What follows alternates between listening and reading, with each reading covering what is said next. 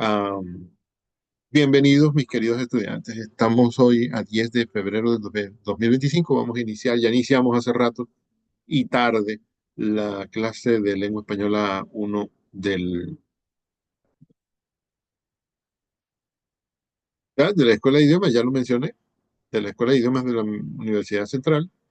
Em, y hoy vamos a hacer una especie de ejercicio, una revisión de un artículo para encontrar los detalles que hay en él eh, acerca de la declaración, vamos a decirlo así. ¿Cómo se dice eso? Los detalles que muestran cómo se aplica el sistema APA en un artículo o en un texto, aunque no sea artículo, que este sí lo es, que uno se puede encontrar y de lo que uno tiene que escribir también. Decía que aquí tenemos un artículo aparecido en una revista aparentemente indexada, es decir, una revista internacional que cumple los parámetros, los estándares internacionales eh, del rigor académico, eh, y que por tanto se puede confiar. Por tanto, se puede confiar en que son textos bien hechos, que han sido ah, revisados por personas conocedoras del tema y conocedoras de la metodología, especialistas en la misma área en la cual los autores escriben.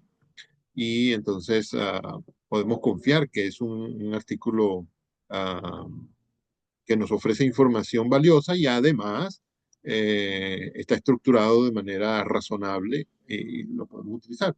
En este caso no lo vamos a utilizar para aprovechar sus significados, su contenido, que debe ser muy valioso, sino para identificar los puntos en los cuales se aplica el sistema APA para ver cómo se aplica, ¿no? Un ejercicio que quizá hemos debido hacer juntos la última vez, pero bueno, lo vamos a hacer ahora. Decía que se trata de la revista Tópicos de Seminario de la Universidad de Puebla, de México, y el artículo fue escrito por Víctor Ivanovici, o como se pronuncie, y se titula La interacción amorosa, que apareció en el número 14, julio-diciembre del 2005, en la página 51-66 a 66. Este, los que están escuchando esto por segunda vez se deben estar diciendo, ay Dios mío, qué aburrimiento tan grande. Puede parecer un aburrimiento tan grande, pero ahora que estoy grabando, me parece especialmente importante mencionarlo porque esto nos deja registro de la seriedad del artículo. Bueno, y de la seriedad que intento yo ponerle a la clase, ¿no? En que uno da todos los datos sobre una investigación, porque eso ah, es útil a los investigadores que vienen después, ¿no? Para comprobar, en primer lugar, lo que uno ha escrito, lo que uno ha estudiado, lo que uno ha descubierto, y además para montarse, entre comillas, para montarse encima de eso con la confianza de que ese es un piso firme que va a permitir que la investigación de esos nuevos investigadores, o bueno, pueden ser los investigadores del presente también, pero que en el futuro pueden venir otros investigadores que pueden utilizar esta información que yo estoy presentando, bueno, yo no, el autor, que nosotros estamos presentando como aporte para el avance de la investigación sobre estos temas, tema que sea eh, tema del que trate el texto. Eh, bueno, hacerlo de manera ordenada, disciplinada, rigurosa, contribuye también a que esa, a que esa información sea valiosa y que sea útil para seguir investigando, seguir descubriendo eh, valores que tiene lo que estudiamos, los valores, los detalles, la información, el aprendizaje que podemos obtener de una lectura o de varias o de una investigación que uno hace o algo que escribe otra persona.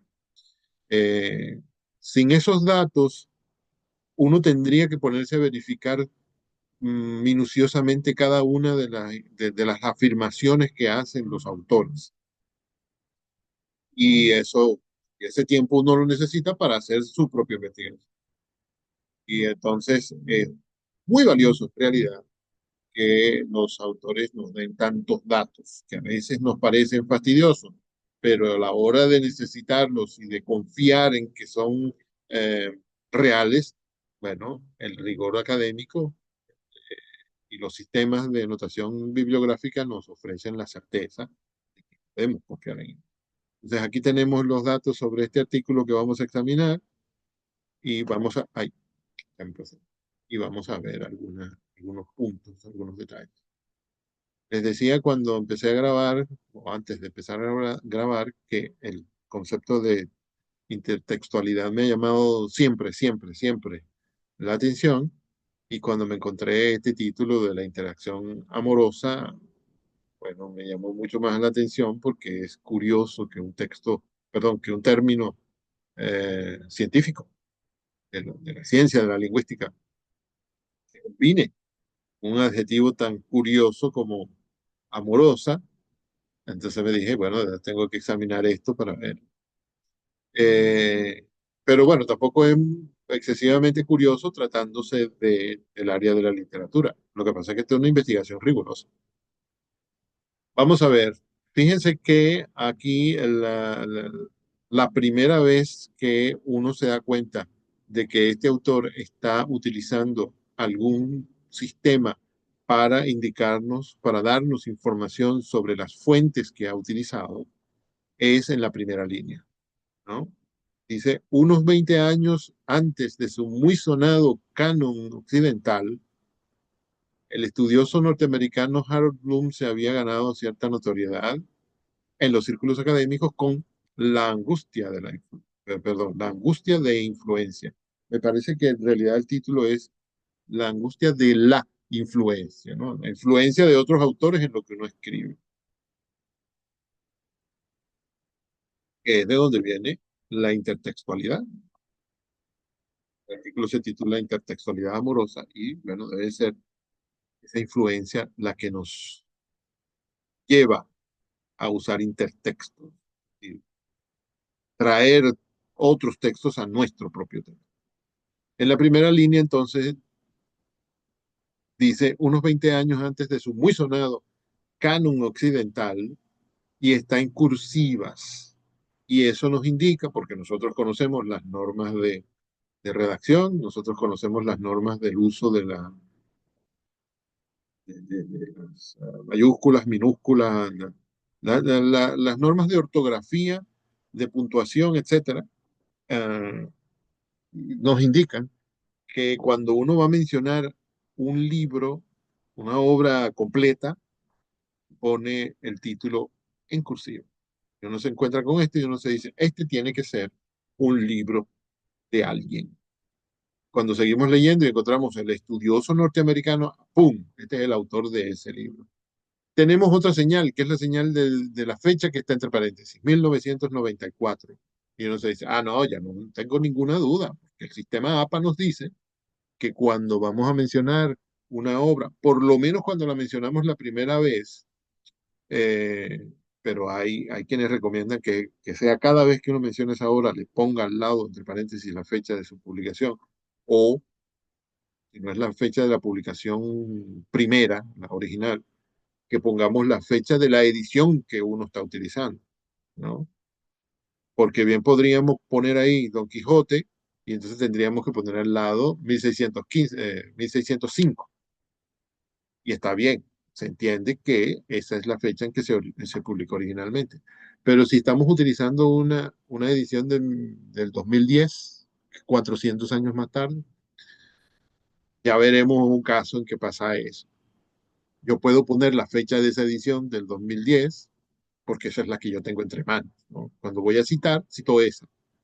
Les estoy diciendo a los lectores, mira, yo no sé en qué página está esto en la edición que tú tienes, pero en la que yo tengo está en la página 120, ¿no? Y estoy siendo honesto, estoy siendo riguroso, ¿no? Estoy cumpliendo con los estándares. Pero bueno, para ser más detallado, ya más adelante volveremos a ese punto. No nos cabe duda de que este canon occidental es un libro que se publicó en 1994 o eh, tenemos entre manos la edición del 94. El estudioso norteamericano Harold Bloom, el autor. Es importante que recuerden ese nombre, porque este señor es muy importante. Se había hecho notorio con La angustia de la influencia, del 73, claro. Entonces sí, en realidad no son 20 años antes, sino 21, porque el primer libro fue el primero que mencionan, que no tiene que ser el primero de Bloom. El primero que mencionan es del 73, 20 años más tarde, o 21, publica Canon Occidental. Los dos títulos están en cursivas, que es lo que debe hacerse con los títulos de las obras que uno menciona. Cuando se trata de una obra completa, ¿no? Cuando estamos hablando de canon occidental, no del capítulo 7, porque si mencionáramos el capítulo 7, el título del capítulo tendría que ir entre comillas, que creo que más adelante vamos a ver un caso así. Esto significa, estos dos títulos que están en cursiva, significa que estamos mencionando el libro entero, no partes del libro. ¿Hay alguna pregunta hasta ahora?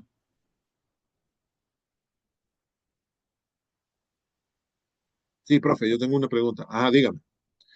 Hay otras palabras que están ahí puestas en cursiva. ¿Eso significa que son títulos también? Ah, no, esos son otros usos de las cursivas. Las cursivas tienen varios usos, ¿no? Uno de ellos es darle la información al lector, así, de una manera sencilla y directa, de que estamos mencionando un título, sin detenernos a decir, este fue un libro que este señor publicó en tal año y que estaba en tal editorial y no sé qué, y que, bueno, se titulaba así y fue publicado en tal año. Esta es una forma rápida, sencillísima, que todos entendemos. Bueno, cuando nos hemos puesto de acuerdo y hemos estudiado el sistema para hacer esto. Nosotros hemos escogido el sistema APA. Pero las cursivas tienen otros usos. Por ejemplo, cuando uno va a mencionar una palabra extranjera. Ahí está, bestseller. Que en realidad son dos palabras. Pero hay quien las escribe juntas y que hay quienes las escriben con guión en inglés. Y bueno, en español incluso creo yo que no debería usarse esa palabra, sino un equivalente en español, pero es la más conocida. O sea, ¿qué voy a hacer? Este es otro uso de las cursivas, que está reglamentado en nuestras reglas de puntuación, de acentuación, de mayúscula, esas reglas que tienen todos los idiomas. La nuestra dice qué hacer con esas palabras. Una de las cosas que se puede hacer es ponerla en cursiva. Profe, pero mire, perdone la impertinencia, que yo siempre estoy preguntando de más. Aquí están otras palabras señaladas en cursiva, pero no son extranjeras. Bueno, sí lo eran hace 1200 años, pero influencia sí es española, puede venir de donde sea, pero esto ya hace muchas generaciones que está en nuestra familia. eh, la mencionan en cursiva por otras razones, ¿no? Ya no es porque es el título de un libro, ya no porque es una palabra extranjera, pero ahora las mencionan porque son términos destacados, digamos, términos propios de la disciplina de la cual estamos hablando, ¿no? Términos de, de- de literatura, de estudios de literatura, de crítica literaria, ¿no? De literatura comparada, de historia de la literatura, etcétera. La disciplina en la cual nos estamos moviendo en este artículo, la disciplina en la cual son especialistas el autor del artículo y el autor del libro del cual ese autor está hablando, la disciplina es la literatura en general o estudios literarios. Y en esa disciplina hay unos términos, ¿no? Importantes. Así como si uno estuviera estudiando física, le dicen eh, gravitación universal. Ese es un término que usted tiene que conocer bien para poder entender lo que le está diciendo el que le habla, ¿no? El especialista con quien usted está hablando. Usted estudia deporte, por ejemplo, y entonces usted le dicen jonrón, ese es un término, ¿no? La primera vez que lo menciona tiene que aparecer entre cursiva y quizá otras veces también. Usted le dicen base por bola, ese es un término. Te va a explicarlo, tiene que ponerlo en cursiva. Por lo menos la primera vez que aparece en el texto que usted está escribiendo. Eh, Bueno, y canon es otro término, ¿no? Por ahí usted debe haber averiguado o debe haberse enterado en alguna clase, en algún texto, el significado de influencia dentro de la disciplina de los estudios literarios y el significado de la palabra, del término canon. Les puedo decir que influencia no es difícil, o sea, todos comprendemos la palabra influencia. La influencia literaria, bueno, tiene que referirse a aquellas lecturas que uno ha tenido, de esos autores que uno lee mucho, sus autores favoritos, los autores lo que uno ha estudiado, influencia, que influye en lo que uno escribe. Esos son siempre intertextos, otros textos que vienen y se presentan, y a veces sin que uno se dé cuenta en lo que uno escribe. Y canon es un término que habría que explicar mucho más, con mucho más detalle, pero ahorita no estamos hablando de eso. El canon es ese grupo de, de obras literarias, bueno, pueden ser otro tipo de obras, pero ahorita estamos hablando de literatura, ese grupo de obras literarias que son las más destacadas según cada persona, ¿no? Yo tengo mi canon, tú tienes tu canon, los profesores tienen su canon, los escritores tienen su canon, etcétera. Ese grupo de obras que uno dice, mira, si un día hay una hecatombe una bomba nuclear que destroce todo el mundo y nos dan la posibilidad de conservar 10 20 libros de los más importantes, estos son los que yo conservaría. Lo demás, bueno, lo voy a lamentar mucho, pero estos son mucho más valiosos y significativos, es el canon, ¿no? La imagen de la destrucción del mundo es una exageración mía para explicarlo más rápido, pero eso no se explica así en términos rigurosos y académicos. Más adelante aparece también en la última línea de aquí otras palabras en cursiva, strong poets, ¿no? Aquí está en cursiva por dos razones. Porque son palabras extranjeras y porque es un término de los que acabo de explicar. Esto ya se va a acabar, faltan 10 minutos. Bueno, entonces vamos a seguir.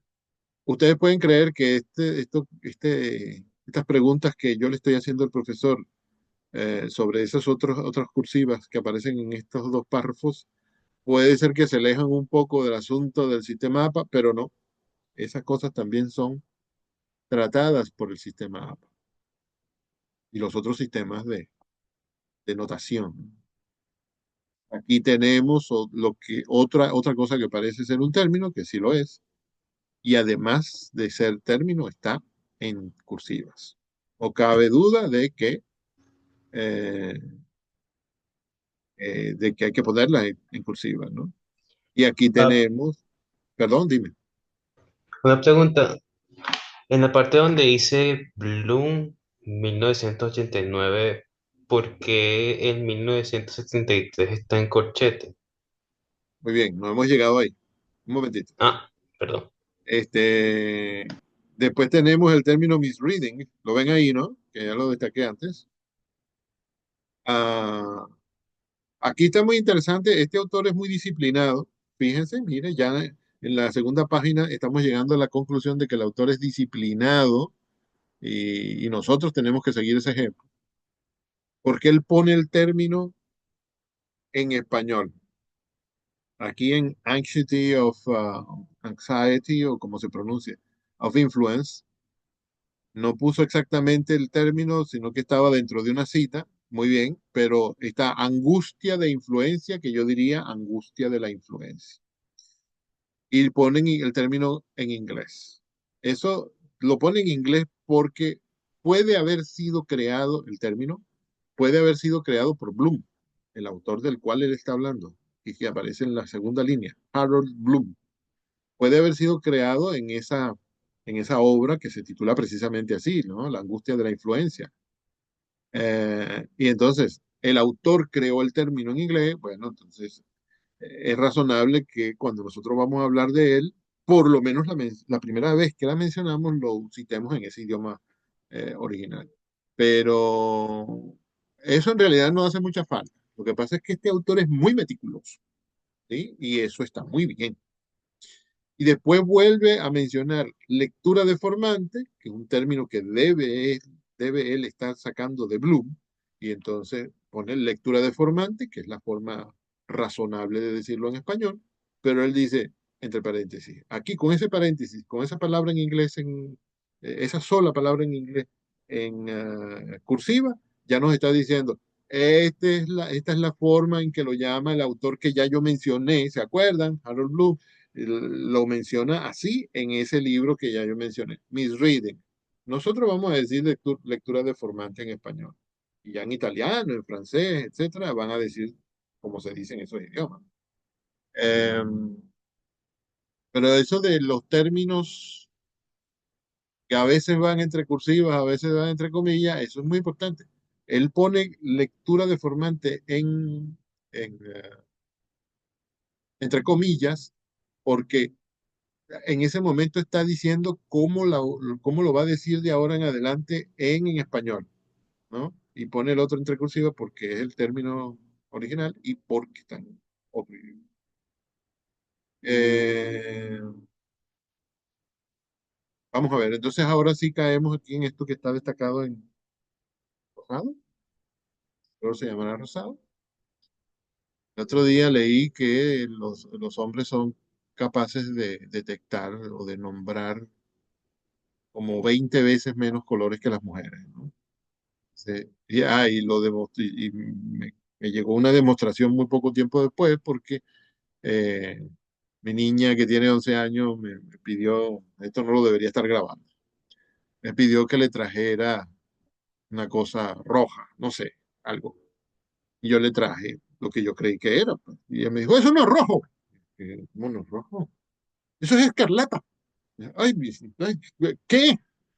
Bueno, la demostración inmediata. Debe tener este color debe tener algún nombre que seguramente las chicas del grupo identificaron sin darse cuenta siquiera, pero para mí es rosado, o ahora que estoy pensando en esto, en estos días, pienso que quizá no sea rosado, sino otro color. Eh, a ver, fíjense que tal como nos recomienda el sistema APA, esto aparece aquí entre paréntesis de repente. Color carne, dice Mendoza. No sé, mi carne no es de ese color. Además, si yo fuera chino, el color carne se parece más al amarillo. Y si fuera negro, bueno, se parecería más como a marrón intenso, no sé. Este, ese término de color carne, que aquí en Perú dicen color piel, es muy dudoso. Y además puede ser conflictivo en algunos casos, cuando la gente siente que no lo están incluyendo. Yo lo veía naranja, dice Aular. Yo igual, dice Zambrano, y Belis dice, yo también lo veo naranja muy clarito. Sí, pero estoy seguro de que hay por ahí quien lo llamaría salmón. Me está viniendo ese término. Yo, como parece que tengo una mente masculina, allá sorry, como parece que mi mente es masculina, yo digo, estoy en rosado. Ah, no importa, vamos a seguir. Porque en realidad eso no importa, ¿no? Si estuviéramos hablando de los colores, y esto me hace pensar que estoy hablando, dedicando demasiado tiempo a esto, si estuviéramos hablando de los colores sería importante. Pero aquí lo importante es que de repente el autor pone un paréntesis donde hay una información curiosa. Viene diciendo, si lo consigue, el poema filial conquista su angustia, debe ser la forma en que Bloom lo dice en su libro, y ocupa su merecido lugar entre las obras canónicas, las obras aquellas que son las más chéveres. Nunca digo la palabra chévere, hoy me salió. Y pone un paréntesis. Uno que conoce a APA dice, claro, tiene que aclarar de dónde sacó ese entrecomillado que viene ahí, y otros que ha venido diciendo, como por ejemplo la lectura deformante ese, y la palabra deuda, que también parece un término, pero si es un término debería ponerlo en cursivas. Ya veremos por qué lo pone entre comillas.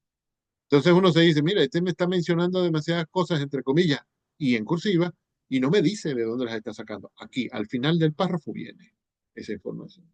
Tu lector ansioso y y precipitado, desesperado. Cálmate, que yo sí te voy a decir de dónde estoy sacando esto. Lo estoy sacando de Bloom. ¿Quién es Bloom? El autor de sus términos. De una edición de 1989. Profe, ¿cómo sabe que esa es la edición del 89 y no la obra original publicada en el 89?